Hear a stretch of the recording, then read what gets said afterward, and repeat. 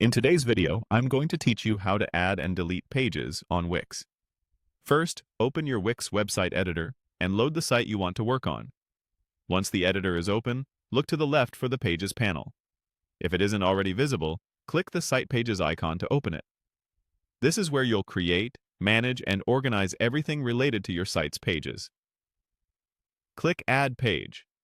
You'll see a variety of ready-made options you can use as a starting point. Click through the categories to preview what's available. For example, Services is great for outlining what you offer. Projects works well for portfolios or case studies.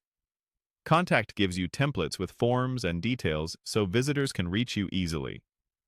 Under General, you'll find simple, flexible layouts. There's also a landing page category for focused campaigns. A 404 error page for when someone hits a broken link. Store pages for online selling. Bookings for appointments. Restaurants for menus and orders. Blog for articles and updates. Pricing plans for memberships or packages. And dynamic pages for database-driven content that scales. As you click each category, take a moment to review the designs and structure so you can pick what best fits your goal. When you found the layout you want, select it to add the new page to your site. Wix will place it in your pages list so you can edit content, adjust the layout, and decide whether it appears in your site menu.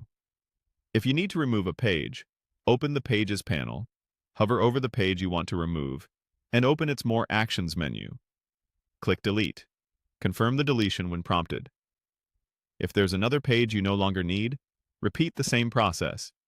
Open its More Actions menu and click Delete to remove it.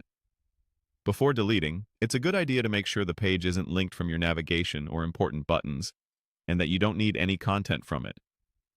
When you're happy with your changes, return to the top right of the editor and click Publish. If Wix asks for additional details, type in the requested information in the prompt so your changes can go live without issues. After that, click Done to close the publish flow. That's it. You've added a new page by browsing the built-in categories, selected a layout that fits your needs, deleted pages you no longer want, and published your updates.